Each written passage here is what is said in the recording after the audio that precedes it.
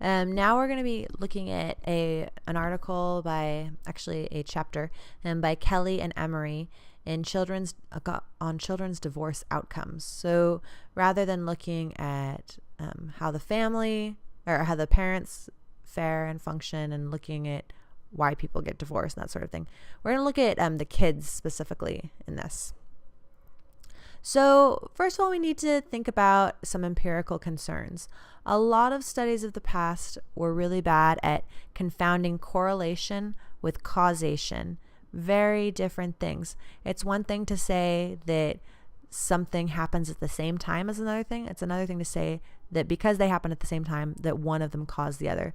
And ice cream consumption leading to murder is a perfect example for this. If you look at this chart, as you can see, the amount of ice cream sold and the number of murders, they seem to be like very much moving along the same path. Therefore, a bad sociologist would conclude, therefore, ice cream sold must be caused by the number of murders. So people see people getting murdered around them all the time, and they need some consolation. So they turn to Breyers or Ben and Jerry's, and then they kind of drown their sorrows in this violent world. And then another bad sociologist comes in and says, no, that's ridiculous. It's not that murders cause ice cream sales to go up. It's that ice cream sales cause murders to go up. People go into the store and there's more and more people buying ice cream, and suddenly the demand exceeds the supply, and they realize, there's like no ice cream left for me. I could kill someone. In fact, I will. And bad sociology. Like, that's terrible. That's not what happens. What happens is that both are correlated to the temperature. So the rising temperatures causes both of them to go up. So as it gets warmer, people want more ice cream, popsicles, any sort of cold, refreshing treat. And as it gets warmer, stress levels can go up and tensions can rise, even to the point of people taking one another's life. So this is what we need to be aware of when we're looking at if children who whose parents have divorced have worse outcomes. We need to make sure that it's not necessary that we don't just jump to the conclusion that the divorce caused the bad outcomes. It could have been a huge number of factors, including just a small sample that may not be accurate for the population as a whole, or otherwise inappropriate. There might have been some bad ways of choosing the people that they were going to study, even if their sample was quite large. And we'll go into those later. And also there's been a too ready acceptance to say, look, there's no difference between these children. When actually better sociology says, yes, there are some differences. That doesn't mean that divorce is terrible and that we're demonizing parents who get divorced. Just that it's a pretty complicated idea, and we need to think about that. So onward. There's some major stressors of the divorce process. There's the stress of the initial separation. Parents go through that, of needing to suddenly run a household on their own. That's, as you can imagine, very stressful. Then there's the parental conflict of just whatever led to the divorce to begin with does not suddenly go away. There's still going to be some interaction between the parents, and it's not going to be positive once the divorce happens. There's diminished parenting after divorce. So we look at the ways that parents shift the way that they parent after a divorce, and not in a good way either, typically, and a loss of important relationships. So we're going to look at these. Wrong way. Okay. So looking at the stress of the initial separation, there's usually a lot of high conflict within marriages that happen that get a divorce. So the stress really does predate the separation. And it's not just the stress on the parents of this conflict, but the kids feel the stress as well, right? And the majority of kids have very little prep for the separation. So the parents aren't really cluing them in. They just think mom and dad are fighting. And if mom and dad were habitually fighting, they might not remember mom and dad getting along. So their fighting might actually seem normal to the child. So when the parents get a divorce, it might make perfect sense to the kid or to the parents. They feel like they've seen this coming for a while, but the children don't necessarily. A lot of the bad responses that children show, a lot of decreased math scores in school or whatever it is, a lot of these disappear after 1 to 2 years. So 23% of kids, when they were asked about what did your parents say about the divorce? 23% of them said no one talked to them at all. 45% of parents gave abrupt answers like, I don't love your dad anymore. We don't love each other, that sort of thing. Only 5% said that the communication was open and that they were encouraged to ask questions. So this is hugely problematic because the children do need to resolve these issues about the divorce. So parents can do some things to help ease these transitions. This was what this whole chapter focuses on. It kind of goes beyond the how do we save the marriage, but how do we protect the children as best we can from all of the negative potential outcomes of divorce. So looking at the parental conflict, 20 to 25% of kids experience high levels of pre-separation conflict, which does not necessarily mean that there will be post-separation conflict. So sometimes getting a divorce actually minimizes stress in the children's lives. 25% of kids said there was low marital conflict before the separation. High conflict parents could protect their children by encapsulating their conflict, making sure that they don't put their kids in the middle. Having privacy, encapsulating just means having privacy from the children when there is a conflict. You are adults after all, right? You can argue and know when it is okay to say certain things and when it is not.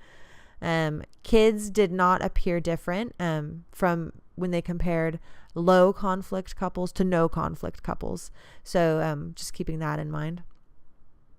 So you could have a no conflict, or you could have a low conflict time in front of your kids, even if there's high conflict in private when the children are not around.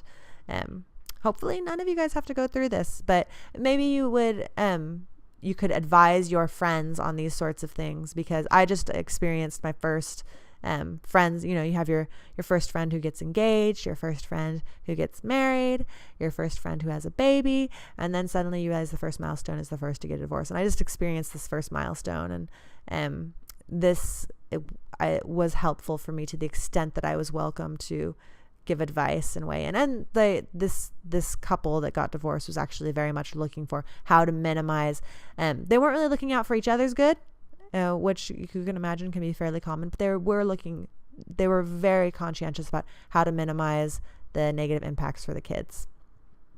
There were 2 daughters in this marriage. And diminished parenting post-divorce. Within high conflict marriages, there seems to be that. With low conflict and no conflict marriages, there doesn't seem to be diminished parenting, but with high conflict, there does. The mothers tend to be less warm after a divorce, more rejecting, and use harsher discipline. Fathers tend to withdraw more and are more intrusive in their kids' lives, so they get they could be one way or the other. The boys tend to get a lot less time with dad after a marriage. Fathers in marriage tend to spend more time with their sons than their daughters. So for daughters, when suddenly dad's not in their life quite as much, they don't feel the impacts of that. But for sons whose fathers tend to be more active in their lives, they will feel dad's absence more. And there's also a loss of relationships, which tends to happen.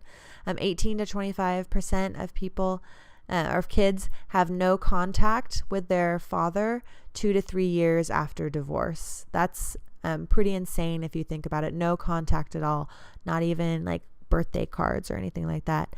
Many children want more time with their dad than is traditionally negotiated.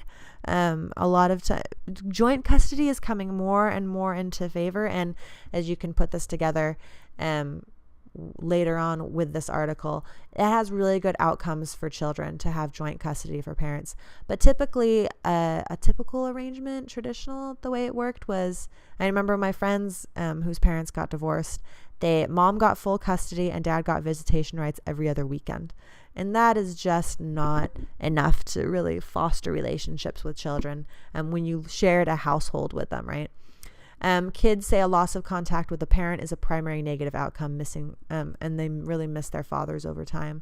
And the policies we have do not help the above. A lot of the policies we have kind of assume a stronger need for the mother and the child's life, which instead of just enhancing that and supporting that, ends up, from the policies we have, it ends up diminishing the role of the father, which is not what we should be doing. So children's risk in divorce, there's basically every negative outcome that you can have, you see that. And academic, social, emotional, all of those are roughly twice as likely for kids of divorces compared to intact families. There's usually less capital, financial capital, so like just money, social capital, relationships. A lot of relationships get cut after divorce. Human capital, how we can foster skills within children, and cultural capital, encourage them to continue wanting to go to school and like encourage certain proclivities and desires within their child or children. So we have less capital invested in kids and the parent-child relationship, and it's less positive even prior to the separation. You see lower math and reading scores among divorced children, and a higher divorce rates for children whose parents got divorced.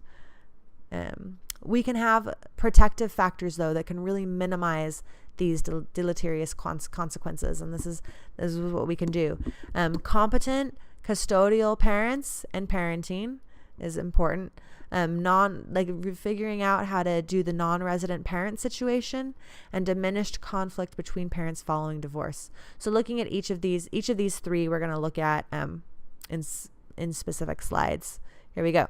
So competent parenting, what does that look like? The best predictive factor of a child's functioning is psychological adjustment of the custodial parent and the quality of his or her parenting. So if a single parent gets the sole custody, ensuring their own psychological well-being is the best predictive factor for that child. So even if you and your spouse, if you guys end up having joint custody, I'm saying I'm not saying you're going to get divorced, but if a parent and the divorcee, their ex-spouse, get a divorce, you really need to make sure that you understand your own needs and all of those things so that you can best care for your children.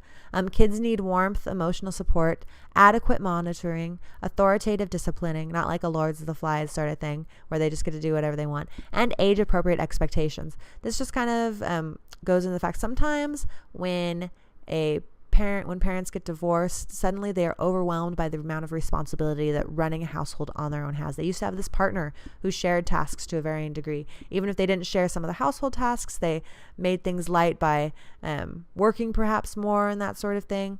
But suddenly you have to be the breadwinner and the homemaker. And so you might expect your children to do more than they should. Sometimes expecting your 6-year-old to make their own lunch is not the best activity. I have a 6-year-old and he has a friend who makes his own lunch and there is no supervision. And he's like, yeah, today he had 3 pieces of candy and 2 Pop-Tarts and a package of fruit snacks, which is not fruit. Just want to let you know. So you're kind of wondering, and maybe the parents are just like, oh yeah, sure, go ahead and do it. And maybe they don't care. Maybe they think it's funny that he does these lunches and they gave him really healthy food at home. I have no idea what goes on. But expecting a 6-year-old, the lesson here is expecting a 6-year-old to make their own lunch might not yield the best choices for the child, and might not get the job done that you'd like to get done. So keeping in mind that children can have responsibilities, absolutely. And I think too often we coddle children and assume they can't handle responsibilities. But really keeping in mind that they shouldn't be expected to suddenly be a mini adult also following divorce. Non-resident parents. So if the child lives with one of the parents rather than both of the parents, special attention needs to be paid to the non-resident parent. Children who enter joint custody do better. They often show the same outcomes as children of still married parents. That's huge, right? So seeing their parents in a natural way on a regular basis is really great for the kids. 35 to 40% of children have at least weekly contact with their father, which really facilitates adjustment. So those kids, even if they don't live with their dad, who see them at least weekly, they have great outcomes. Okay, I have to read this little quote in the picture to you. Co-parenting with my ex is so awesome. They really become so mature and cooperative since our divorce, said no one ever. So yeah, this is usually easier said than done, but parents who parents can still despise their ex, but adore their children and look out for the best for them, which means sometimes they might need to do favors for their ex, but realize that you're not doing that, not you, but that people are not doing favors for their ex, doing favors for their children. And they really need to be mature and step up for that sort of thing. So diminished parental conflict is important. 8 to 12% of parents continue a high conflict pattern 2 to 3 years after divorce. We're thinking these are probably character issues, that these are just people who are bitter and angry people who like to be nasty and mean, who maybe should see some sort of treatment aside from this. But as you can see, the vast majority, nearly 90% of parents, do not have that high conflict pattern afterwards. And if you do find yourself still angry and unable to stand your ex, that does not mean that you need to have this intense relationship with the parenting, because both coordinated co-parenting and parallel co-parenting have the same positive results for children. So coordinated might mean like, yeah, of course you're welcome to come to the birthday. The birthdays, it's my year to have the birthday, and of course you're welcome to come. And yes, you may bring your girlfriend, and that's fine. That's fantastic. And yeah, we'll be sitting next to each other at the school play, watching from the audience. That's more coordinated play. Parallel means like, okay, I'll go to this softball game, you go to the next softball game. I'll host this party, you host the next party. Yes, we have a parenting agreement, a co-parenting agreement that we are both on board with, and we work out our differences when it comes to like what age kids can date and whatever sort of milestones we need to hit. That we're going to be in agreement on these things. That is parallel, right? So both of these, so depending on the level of affection and care you have for not you necessarily, but a person has for their ex, you can, or they can, integrate these sorts of habits and really have better outcomes for the kids. 75 to 80% of kids show no major problem. They achieve their career goals and they're well tied to their families in adulthood. And in some high conflict and violent marriages, divorce is welcome, and custodial parenting actually improves. So in some situations, divorce is actually a great benefit for kids and parents. My daughter said that this was too scary of a photo to put in, but we'll see. Hopefully you can go to sleep tonight. But then there's some people who said, but I read that children of divorce turn into psychopath, or whatever it is that you have read in another study. And that goes back to some of the earliest studies of divorced kids were really poorly executed as far as methods go. And just to look at the one study, which was like the benchmark and that everyone looked at for the longest time of like why you should never get a divorce. This was done so poorly, I cannot even tell you. I'm not only sharing part of the problem here too, but it was a clinical sample, meaning that these were people who were already going to psychiatrists or psychologists, who that were being studied. So there was already like an issue that brought them to, not to say that people who go to psychologists or psychiatrists are in some ways unusual, because the vast majority of them are not, right? Of course. There's very few sociopaths in our society. But so these people are already like, they're self-selecting into a different group for some reason, for whatever reason. There's also no comparison group here, which means we don't have like a study of people who they're not being compared to kids whose parents did not get divorced. They're not being compared to children whose parents did get divorced, but we're not seeing some sort of mental health expert, that sort of thing. And there was also no objective measures. So it wasn't like, rate your level of sadness or how many times did you feel sad this week based on your parents' divorce? There was nothing like that. It was just like interviewing them and having them talk. And then the evaluator would put some sort of measurement on their discussion.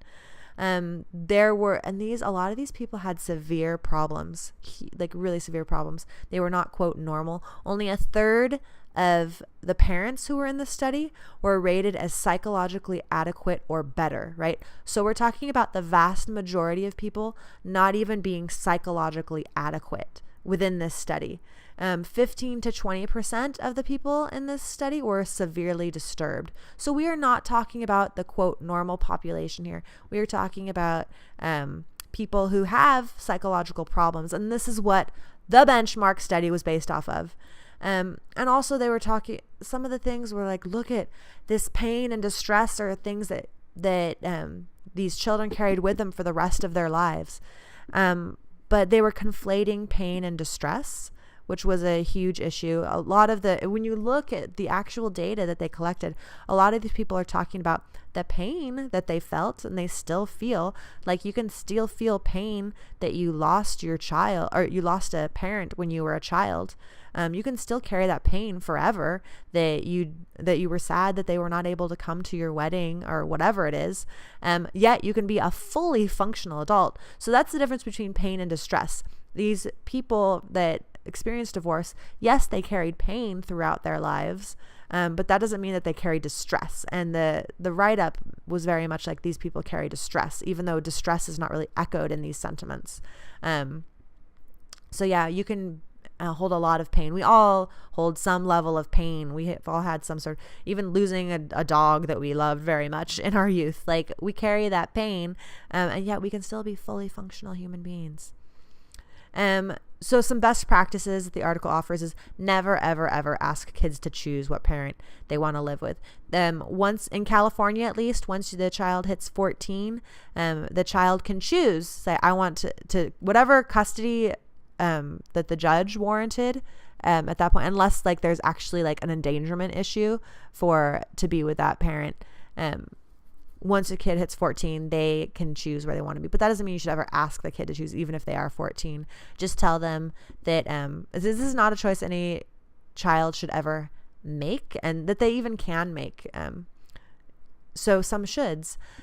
You contain your parental conflict. You promote authoritative and close relationships among parents, both mom and dad. So you should foster the affection as well as discipline with both of them and the children. You enhance economic stability as best you can, thinking about, this is just a policy concern. Or even parents who get divorced. There is a wage gap in our society. Hello. So it's really, even if you are a man and you would like to screw your wife over with a divorce and not give her any sort of alimony, and to make child support as minimal as possible, you are hurting your children. You want your spouse to live in a home that she owns if you can afford for her to have that. That gives her a sense of stability and a sense of ownership in the home, which only creates a positive environment for your children, her children, right? Also involve the kids and hear their voices when instructing individualized and residential arrangements. Involve the kids, hear their voices. Don't ever ask them point blank, who do you want to live with? In your ideal situation, how much time would you spend with your father and your mother? Don't ask them those sorts of questions. Just hear their voices. Say, what do you think about all of this? And try to be as open-ended as possible so that children don't feel put on the spot to choose between a parent because they don't want to do that. It's not fair to them. All right, so we have a few questions here to consider. The ones that we're going to discuss are these bottom two. What should we do, if anything, about the high divorce rate? And what are some ways to cushion the effects of divorce in public policy? So those are the ones that we're going to consider in our discussion groups. So now we're going to look at same-sex marriage in the United States. We're going to begin with a few things. So first of all is the phrase moral issues. This is a scary phrase with dire consequences. What gets to be defined as a moral issue is kind of disturbing. So my argument is that every issue that touches our political and civic fabric is a moral issue. There's always some sort of ethical meanings and understandings that are at play there. And it's not an abstract idea. It's what hits our everyday lives. And it has, the way we define morality has real consequences for Americans. I remember being, I don't know what year was the Bush-Kerry election. But it was before you guys, most of you guys could vote if you're traditional aged folks. But so they were asking people if, based on whether they voted for Bush or Kerry, what was the most important issue in how they voted. So it said that for people who voted for Kerry, the blue bars, their biggest issues were the economy and Iraq. And you could see like Bush voters didn't pick those as their biggest issues. And then they asked Bush voters they asked everyone what were their biggest issues that propelled who they voted for. And it said, and the Bush voters were most likely to say terrorism and moral values. And I just kind of was like, I freaked out when I saw this chart. I remember when they were doing these exit polls at the time of this election. And I was like, moral values? What do you mean moral values? How is war, terrorism, and the way we structure our entire economic system, who has power and who includes or excludes the poor, and like, how are these not moral issues? I was floored when I saw this. So to think that people consistently and reliably picked, like, understand moral values to exclude some of these major structural issues. So anyways, we're going to dive now into American Grace, which is a really comprehensive book. If you want to know what's going on in religion in America, it's a great book to pick up and read. I mean, you're not going to put it down for a while. I think it's like 500 pages long or something like that. But then a briefer book that I'm also drawing on here is American Religion Contemporary Trends by Mark Chaves, and that's maybe 140 or so pages. But it's got a lot of trend work that's going on. So what opinions are going up in the United States and practices, and what's going down, and what's stable. So these are the two sources I use for this aspect of the presentation. So the first thing is to look at how American religion is shifting. We see that Protestants are really coming down very quickly. Catholics are fairly stable. The rise of people who have no religious affiliation is becoming very prominent there. And then Jewish and other religions are not really showing much change, and maintaining a small percentage of the population. However, it's really interesting. What this chart does not show you is that Catholics also, white Catholics, are leaving the church in really large numbers, almost as high in numbers as the Protestants are losing members.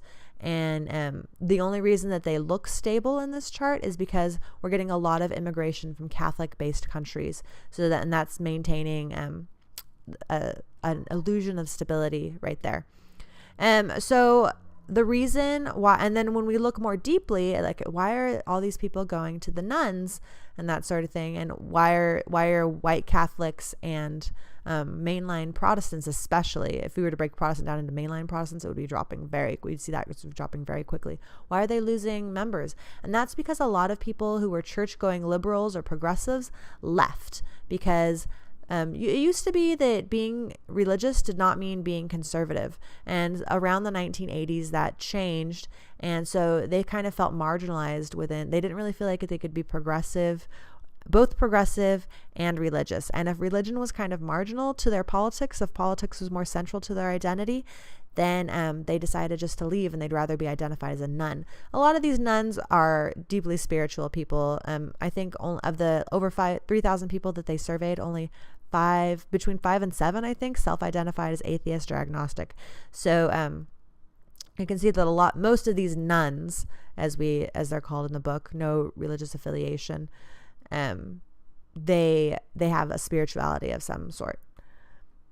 Okay, so what we've found, though, when we look at religion and politics and how they intersect, the highest religious are most likely to be Republican, and they actually use a really good religiosity index. A lot of times people, when they say, oh, how religious are you? Like, oh, wow, look how this correlates to conservatism.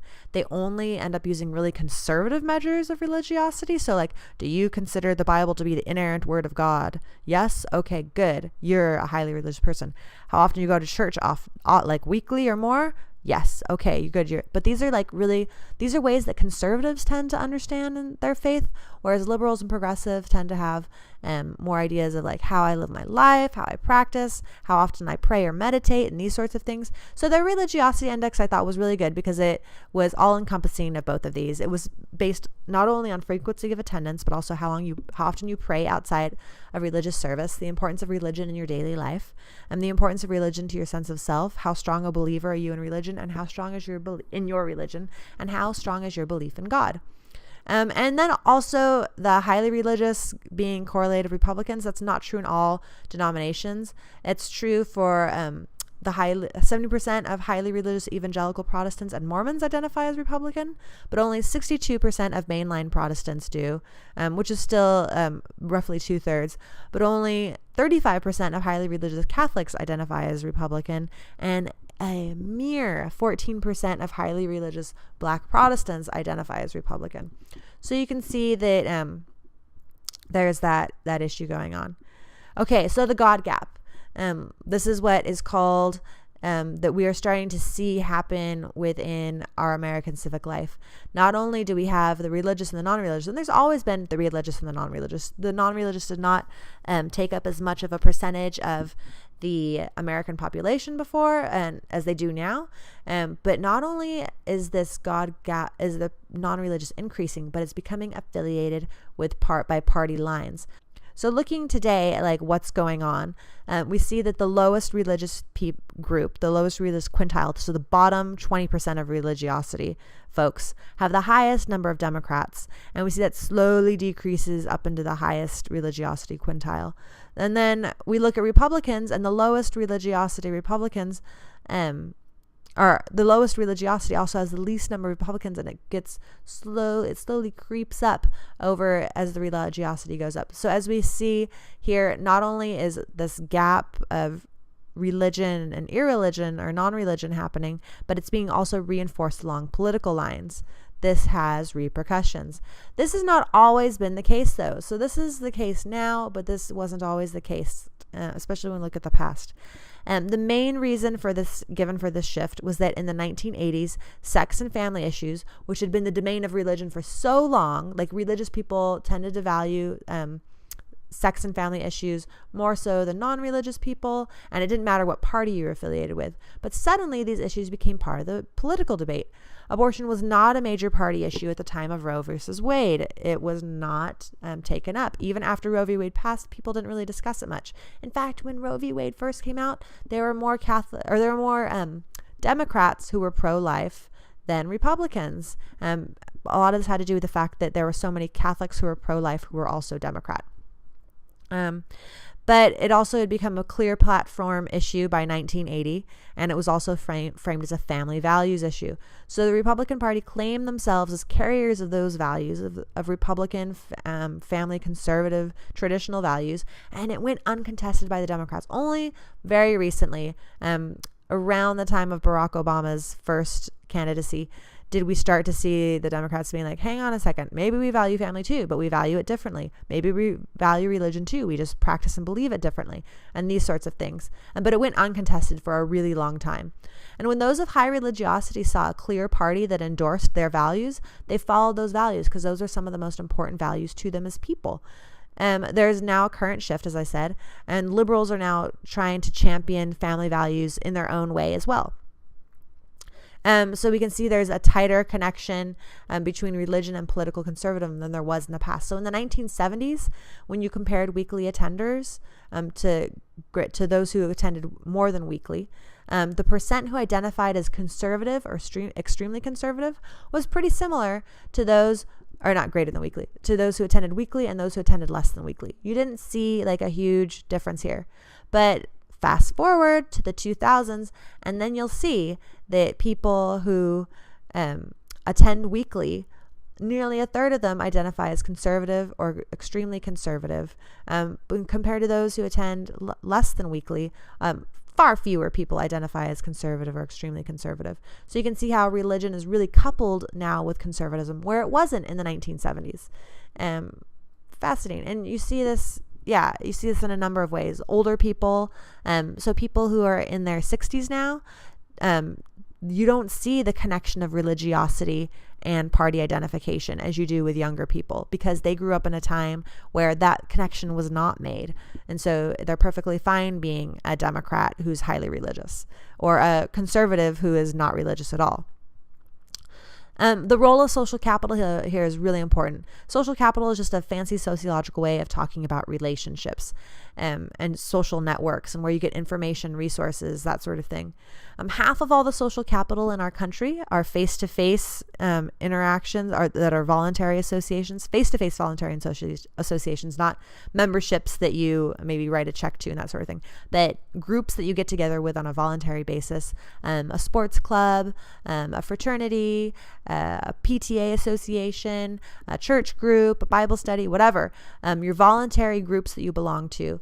Half of those and half of any philanthropic, any donations that money goes to and that sort of thing, and half of the volunteering that happens in our country happens through religious institutions. Like, that's crazy.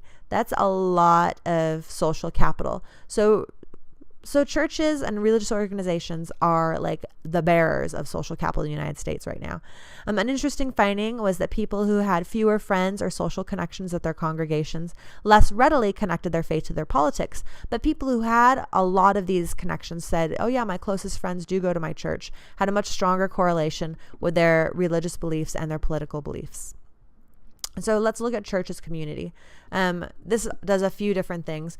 It offers a cultural hegemony, a predominant worldview, a way of looking at the world that kind of seems more morally relevant than other competing factions. It offers a plausibility structure, again, a way of understanding the world, a way of saying this is right or this is wrong, this is what we should do, this is what we should not do. And the role of a reference group, right? So your fellow congregants, because you're all there going to church, believing that this is a moral thing to do, that this is a moral way to be. These congregants have, like, these relationships have greater moral weight than maybe the people that you work out with or the people you go to work with. So church relationships have a stronger moral weight to them and more readily reinforce our beliefs and practices than other relationships do. People who integrate their faith in politics typically don't stop there. They also claim that religion influences other aspects of their life, like career, family, and health. Having friends at church causes religious beliefs to more easily seep into other parts of one's life, from the way you spend your money to the type of job you seek to your political beliefs and practices. So yes, this is one of the ways that religion acts as a conduit for this sort of thing. The vast majority of Americans, however, do not want their pastors to discuss politics at church.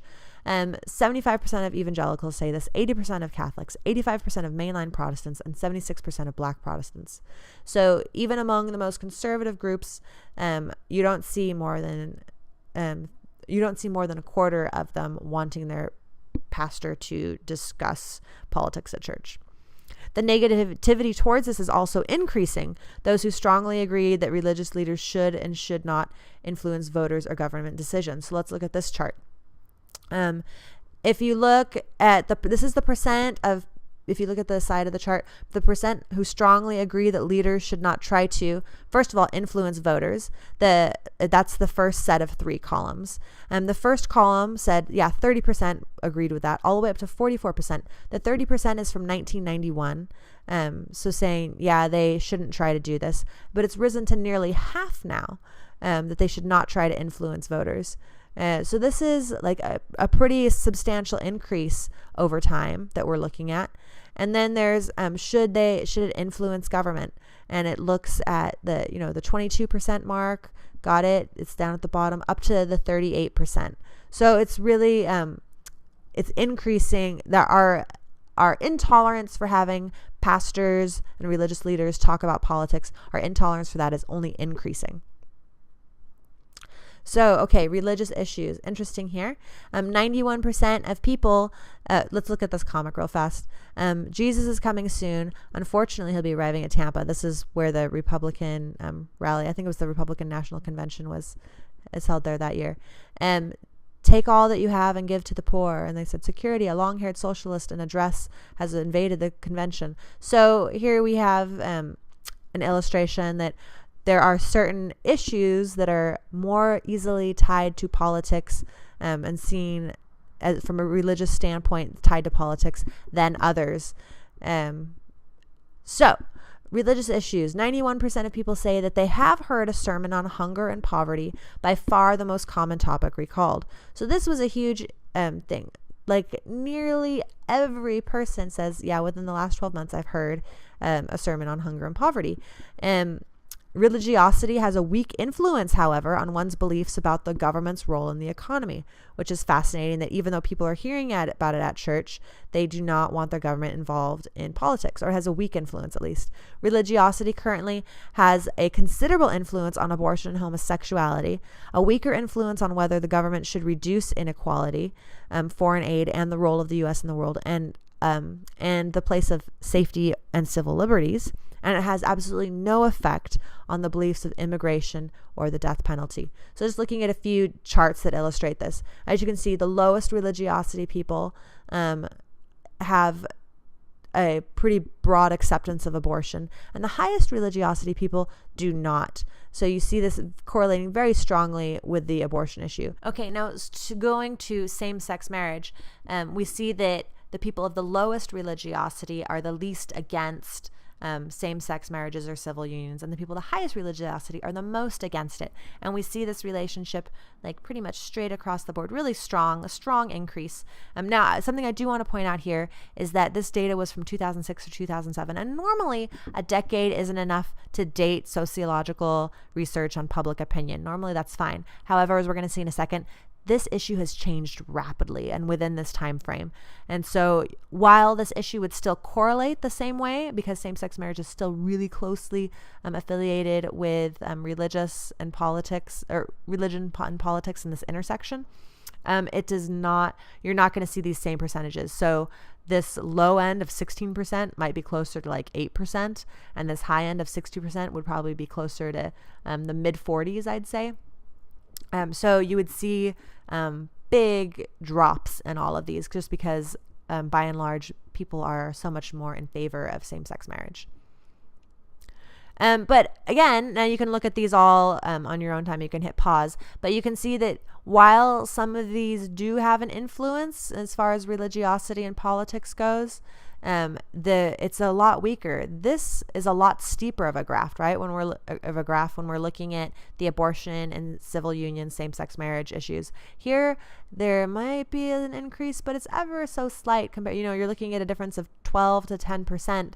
Sometimes just 5% from the highest to the lowest. So, I guess one of them is 20%, but not nearly as steep as the graphs in the past. And then this one, if you look at immigration and death penalty, it seems to have no influence at all.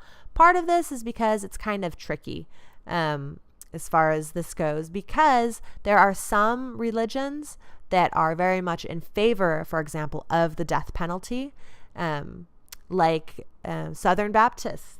So the highest religiosity Southern Baptists are going to be in favor of the death penalty. However, the highest religiosity Catholics are going to be against the death penalty. So you end up having this weird sort of like different religiosity groups canceling each other out. In the same way with immigration, some religious groups are very pro-immigration. They see it as a part of like the gospel message, and they're going to have high religiosity responses to that, and then they're not going to.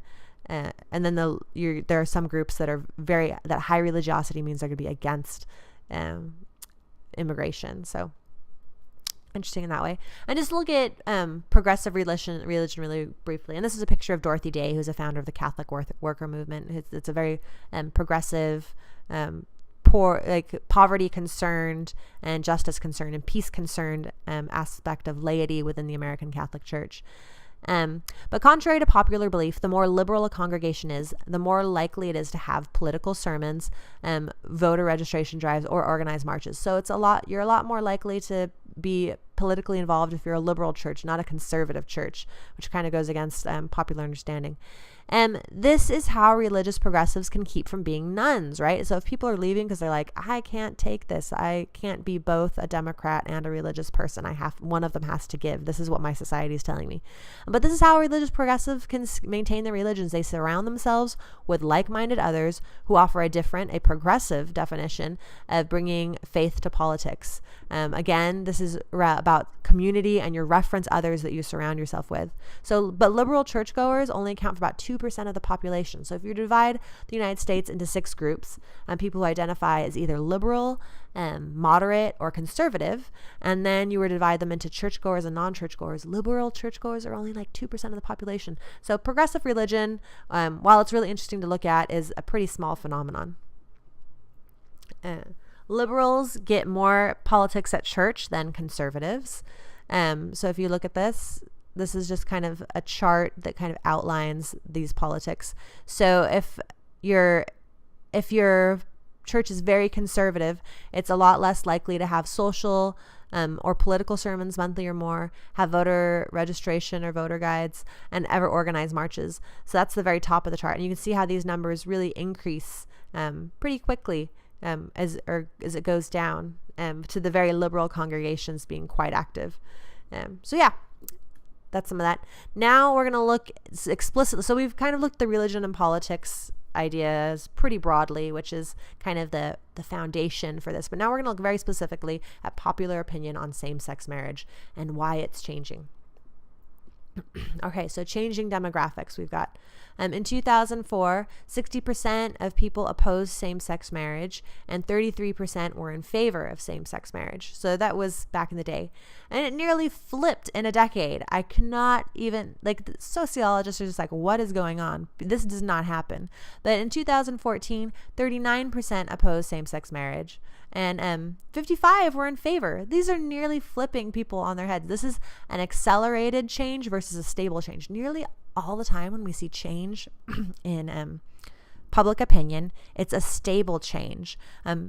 But when we see an accelerated change, this means people are actually changing their minds. The reason we see stable change, and let's look at our chart. The reason we see stable change is which is a line, right, going one way or the other. So a stable change graph, if you assume stable change, the graph on the left shows you what it would look like. It was just a linear progression of things that are going on. But this is not a stable change. This is an accelerated change. It doesn't follow this straight line pattern. It follows this curved line pattern. And this was so fascinating because it's not about people changing. This is about people changing their minds, right? Normally when we see public opinion changing, it's because older people had one opinion and they die. And then younger people have a different opinion and they enter into the polling demographic, right? So they turn 18 and they're eligible to be polled. This is normally how public opinion works and the changes that we see. Very rarely do people change their mind, especially on such a public issue that's so hot and everything. So yeah, we see this accelerated change. We see people starting to change their mind right around 2004. Is when we start to see the acceleration really take place. That's where it breaks from the chart on the left as far as where the lines line up. The linear lines line up with the actual polling data lines. So yes, people do change their minds. It's fascinating. As we can see here, over time, everyone is becoming more accepting. So it's not just millennials coming in and changing the way, and it's not just the silent generation dying off. Part of that might have something to do with it, but even people within the oldest generation, the silent generation, they are changing their minds. It's fascinating. Why? There's 2 main reasons that I'm going to put forth. You can put out other reasons and think about other ones, but one of them I think is coming out.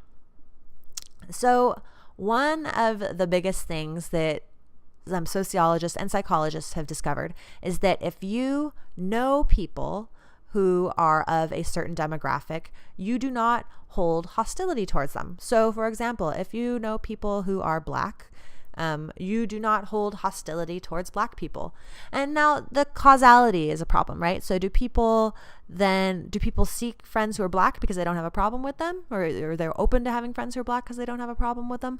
What is really, or is it because do they have a problem with Black people, and then maybe at work or something like that they were put into a situation where they met with a Black person and got to know them more deeply, and then suddenly they're like, wow, like I guess I like this person after all. So it's hard to know what the direction of causality is. However, being gay is not like being Black, right? You can usually not always, you can usually identify someone as Black, who self-identifies as Black, pretty easily by whatever racial cues are like apparent. Now, that is not the same for your sexual orientation. People can keep that quite private if they choose to. So suddenly, especially with the AIDS crisis and like gays being so stigmatized at that time, people were like, no, you need to come out. You need to be not ashamed of who you are. You need to be proud of who you are. And if your family kicks you out, you have because the AIDS crisis happened, there were lots of organizations who were like, no, we are going to take care of you. We are going to help you find housing. If you get kicked out, if you get ostracized by your family, you're going to have a new family out here. Don't worry about it. So people started to come out, and this new ability to come out, so like this was totally, they didn't have that ability before. There were a lot less sanctions. Laws started to change about being gay in certain contexts, like being an elementary school teacher and being in the military, that sort of thing. And there was also a supportive and well-networked community, again, through the AIDS crisis. People who are more tolerant tend to have diverse friends. Again, this is a causality issue, but people who are not especially gay friendly could have lots of closeted friends. So for example, let's look at this in 1993. In 1993, 22% of people said they had a close friend or a family member who was gay or lesbian. 20 years later, fast forward, 2/3 of people say say the same thing. So we see there's this like huge number of people who are growing in their awareness of that they have a close friend or a family member who's gay. So this is part of it. So people are suddenly like, wow, I'm exposed to these gay people before. I used to think that they were weird or sick or whatever it was. Now I realize they're just like me, or they're my Uncle Sam or my Aunt Sally. And so I love my Uncle Sam and my Aunt Sally. So I guess gay people aren't so bad after all. So coming out plays a huge role in this. But another important why, I think we can learn something from media studies. There were a couple different theories on how the media shaped public opinion. The first theory was that media has minimal consequences, that it doesn't impact actually the way that we shop or the way that we think or anything like that, that it just kind of is there, and it doesn't do anything. Then the next theory was this agenda shaping theory on media studies. And they said, you know what, maybe the media does not actually shape what people think, but it shapes what they think about. And so we need to really consider, that's the role of the media, that it allows us, if the media starts publishing more and more stories on abortion, then people are going to start talking about abortion. It's not going to change whether they're pro-life or pro-choice, but it's going to shape the agenda of what we talk about. Robert Entman, though, did a really interesting study, and he said, yeah, it is an agenda shaping medium, the media is. However, shaping the agenda actually does shape people's opinions. And so he looked at this, and he's like, okay, he says, you know what? A lot of us look at Democrats and Republicans as though they are opposites, that they have opposite values. And if you just list up their values, like, yeah, you could say, oh, Republicans have a more laissez-faire economic policy, and they have this traditional morality. And then if you look at Democrats, they have a more progressive economy, that's more that's more in favor of general welfare and that sort of thing. And that they have this real strong equality as far as social values and that sort of thing. He says, now, if we put them up like that, and we just put them up there, then yes, they look like opposites. He says, however, we have to look at what the core versus the peripheral values are within each of these parties. And actually for Democrats, he argues that the core values are not the economy, that is not core, that's important to the Democrats, but it's more peripheral. What's core to the Democrats is this whole social, this morality piece, and that they believe that, and civil liberties, and that equality needs to reign supreme. So that this is having an openness to change. So that this is a core issue for liberals. And with Republicans, it's the same thing, but it's the opposite. That they really appreciate these traditional values and those sorts of things. But what's really core to Republicans are the economic policies. They want a more laissez-faire, hands-off sort of economic system. And that's really core. So when you look at those, when you look at core values, they're not in opposition. They're just really different. And this work came out, his study came out in 1989. When the Christian right was well established, right? So this is not like, oh, things are different now with the Tea Party. No, the Christian right was there. People knew about it, but still Republicans were more moved by economic issues, and Democrats were more moved by issues of equality. And also, again, he wants us to keep in mind that what is core or periphery is always up for debate. So within, in a couple decades, there might be different things that are core or peripheral to each of these parties. And this is what Entman found. After he examined various newspapers available in the area, he rated them according to how liberal the op-ed pieces were. And then he asked the readers of these newspapers to identify as either liberal, moderate, or conservative. And he found that the conservatives who read more liberal newspapers were more likely to have warm feelings for liberals, the poor, and Jimmy Carter, right? So they started to have these feelings of equality. They didn't really change their economic policies, but they started thinking about who they have warm feelings for. And they were even more likely to vote for Carter than other conservatives were. So they weren't going to be budging on their core values sort of things. But when they started thinking about issues of equality and openness to change and that sort of things that were peripheral to their own party, they were more willing to change those things. So it was really interesting to see what he did. And now let's apply this to gay and lesbian issues. If those are more peripheral to conservative identity, right? Because it's not the economic part, but equality is central to liberals. When same-sex marriage and the like enter public discourse, what's going to happen? You're going to have people talking about it. And what's going to happen is the Christian right wants Americans to see themselves as traditional moralists. That's their frame. And gay and lesbian and their allies want Americans to see themselves as defenders of equality. Okay. So you with me so far, right? So liberals are not going to change, right? Because they're like, no, this traditional moralists are fundamentally against my core values. However, conservatives are going to look at this and say, oh, this doesn't really affect my economic beliefs, which are the vast majority of conservatives say that this is what's core to their conservative identity. And they're going to consider the issue further, and they're going to hear pro-gay rhetoric. They're going to hear the framing of the issues as matters of equality, and some are going to change, and maybe even a lot are going to change. And this is what we think is happening as far as from a media studies lens. Finally, we got a question here to discuss based off of the readings and your own experiences. What are some of the challenges same-sex couples face?